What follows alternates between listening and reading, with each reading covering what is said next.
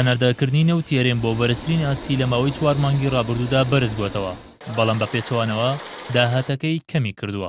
وەزارەتی سامانە سروشتیەکانی هەرێم ڕایگەیاند لە مانگی ئایاری ڕابردوودا بە تێکڕایی 15 ملیۆن و 904 هەزار بەرمیل نەوتیان لە ڕێگەی بۆریەوە هەناردە کردووە کە دەکاتە 513 هەزار بەرمیل لە ڕۆژێکدا. بە پێی راپۆرتەکەی سامانە سروشتیەکان، داهاتی نەوتی هەرێم لە مانگی ڕابردوودا بریتی بۆ لە 390 ملیۆن و 748 هەزار دلار. لەو بڕەپارەیەش 75 ملیۆن دلار دراوە بە کۆمپانیەکانی بواری نەوت وەک شایستە دایرەکانیان، بەڵام هاوشەوی مانگەکانی ڕابردوو سامانە سروشتیەکان ئاماژەی بۆ نەکردووە کە بەرمیلێک نەوتی بە چەند دۆلار فرۆشتووە. لە دوای ساڵی 2006ەوە کارێمی کوردستان لە ڕێگەی تانکەرەوە دەستی کردووە بە فرۆشی نەوت. تا ئێستا داهاتی فرۆشی نەوت لەو ڕێگەیەوە دیار نییە و وەزارەتی سامانە سروشتیەکانی هەرێمیش لە راپۆرتی مانگانەیدا باز لەو داهاتە ناکات کە بەپی بە دواداچوونەکانی NRT مانگانە داهاتەکەی دەگاتە 200 ملیۆن دلار. بەو پێش داهاتی نەوتی هەرێم لە ڕێگەی بۆری و تانکەرەوە لە مانگی ڕابردوودا نزیکەی 515 ملیۆن دلار بووە کە ئەوەش 85 ملیۆن دلاری زیاترە لەو بڕەپارەی حکوومەت بۆ دابەشکردنی موچەی مانگێک پێویستێتی کە بریتە لە 430 ملیۆن دلار.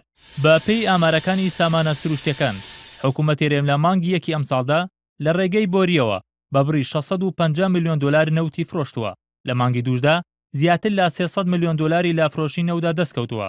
هاوکات لە مانگی سێدا 557 ملیۆن دلار و لە مانگی چواریشدا 376 ملیۆن دلار و لە مانگی ڕابردووشدا 315 ملیۆن دلاری لە فرۆشتنی نەوتدا دەستکەوتووە. بە هەر پێنج مانگەکەش 275 ملیۆن دلاری داوەتە کۆمپانیەکانی بەرهەمهێنانی نەوت.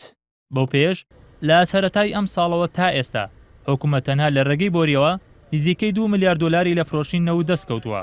هاوکات داهاتی فرۆشتنی نەوتی هەرێم لە ڕێگەی تانکەرەوە لە 5 مانگی ڕابردوودا بە زیاتر لە 900 ملیۆن دلار دەخەمڵێندێت.